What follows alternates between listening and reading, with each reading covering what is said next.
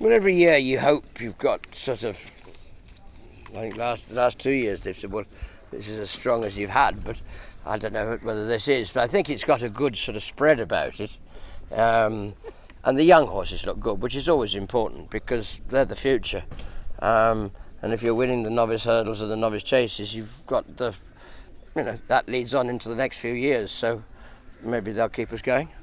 And talk about starting with all guns blazing. You've got Sprinter Sacre, Spirit Sun and Gib River all in the opening race, the Supreme Novices. And 3 lovely horses. Effectively, Sprinter Sacre sadly got beaten the first time and he was sick after that. But he's come back well. In fact, that's the only time any of them have been beaten. So they all come in here with pretty nearly clean sheets. And 3, I hope, pretty good horses. I mean, they are. I think it's difficult to. I don't luckily have to make a call. Barry's going to have to make one at some stage. I don't have to. I can fire as many at it as I like, and hope one of them is good enough. Any idea who Barry's sort of leaning towards? I don't. I know he loves Sprinter Sacre. Absolutely adores him. But I just think he's a horse that will probably another year will bring him into.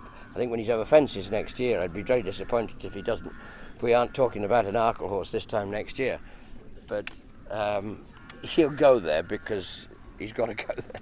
Spirit Sun is a different beast altogether. He hasn't got a lot of experience, but he's been terribly professional in all his races, and he knows what he's doing, and he's been very thorough and very professional, and axed any ground. But I didn't think he liked it. He was horrible at Exeter, but I thought he was very, very good that day. And Gib Rivers sort of gone about things quietly. He's been, again, very, very professional. Always been a good jumper, always enjoyed himself and done everything he's been asked to do. Probably just hasn't beaten anything. Maybe I haven't really been trying to protect him. He's just actually managed to dodge anybody. I don't think they've been dodging him particularly because he's looked good, but no, he's good. Looking at the Arkle, Finian's Rainbow, done nothing wrong this season, but perhaps last time the least impressive of his wins. The least only because, as you probably saw, we were trying an experiment and we were trying to hold him up, which is not what he wants. It's not his natural way of racing. The only reason for doing it was because he'd been round twice, he hadn't seen another horse. And I thought, well, you might well see somebody else in the Arkle because somebody else might want to be stupid, in which case it was just doing good to go and jump a few fences in behind. He didn't like it, only because he just wasn't being allowed. It doesn't matter, as long as whatever's going there in front is going plenty quick enough, that's fine, that won't worry him. But it was just, he was having to, Andrew had a horrible job. Because Barry actually wanted him to do it, to be perfectly honest with you. It was Barry saying, please, you try and drop him in so that you can just get him to try and learn to, so he does jump some fences in behind horses. I would actually say, go and let him run, but Barry was very keen that he just did get him to try and learn a little bit more. And anything of the novice chasers we've seen this season, Medamit, Captain Chris, any of them sort of? Yeah, they're all good, and I mean, they're going to be very competitive. Medamit, I know King is very keen on him. I've a line through him with Mr. Gardner was sort of thereabouts with him until who ran a very good race. He's a genuine 2.5 mile horse. I think Medamit's there. I think there's a Gizeo, Medamit, Finian's. I mean, Ireland will have their say, but I think we're, he's a really good sort of, he's going to be bold and he's going to be brave and he'll be attacking.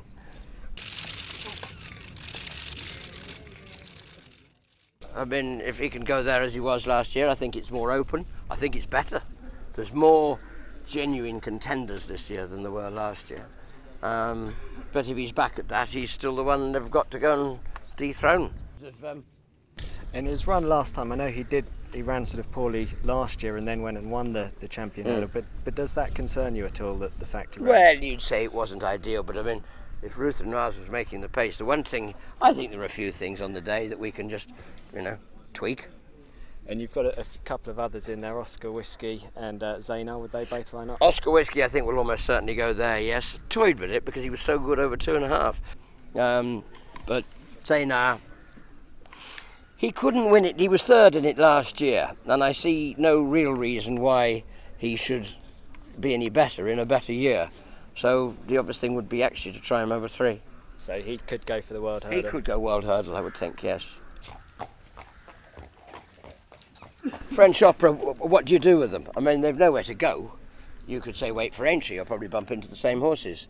Mad Max, we have actually tubed him, which is well, it's not revolutionary, it's something they used to do in the good old days. They've been doing it for centuries, which is actually bypassing the larynx and actually he therefore breathes through his throat.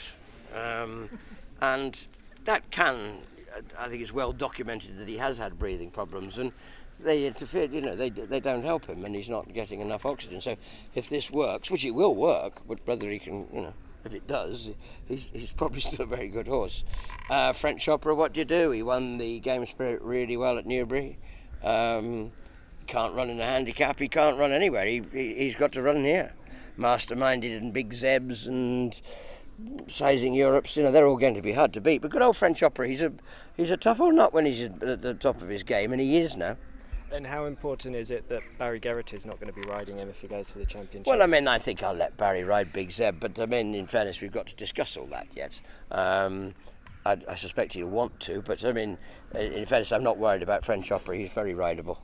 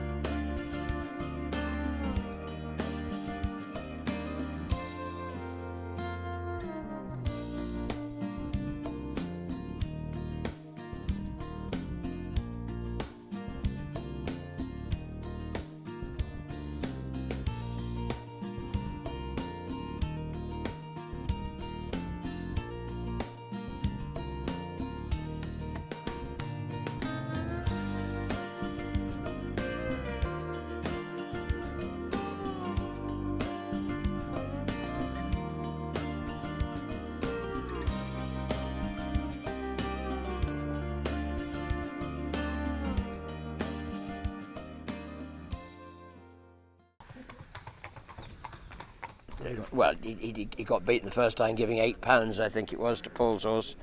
But he's been good since then, and I think he's a justifiable favourite, if you like. Very professional, he jumps well, and he's got tactical speed, so race should suit him. And how would he compare with the likes of sort of Solatino, Zanar? I think good, yeah. No, I do. I think he's a really nice horse. Again, we'll probably have some others to join him. I think Amidia Lutz will anyway, in that I completely threw the Fred Winter out of the window by letting him win the Chatterist Fen by a distance. All I was trying to do was get him into the Fred Winter, but I started not getting in and went from the very bottom to way out, from out of the bottom to out the top. That was just the first time he bolted going down to the start. He bolted for a mile and a half, that was all over. In fairness, the next race, Andrew Tinkler did a very good job. In fairness, in behind Grand Duet. He had to just switch her off and go to sleep and bury her and bury her and bury her. And now she's good. Just looking at the week as a whole, if I had to ask you for your best bet, which one would it be? Oh, absolutely. If you ask me what I want, anything on the first day will do. The Supreme would be good, or the Champion would be. That's where you need one. If you can just get one on the board to start with, it would be. I think we do start with quite a strong first day with the novice hurdles and the champion hurdles and various things there. So it would just be nice to find one now.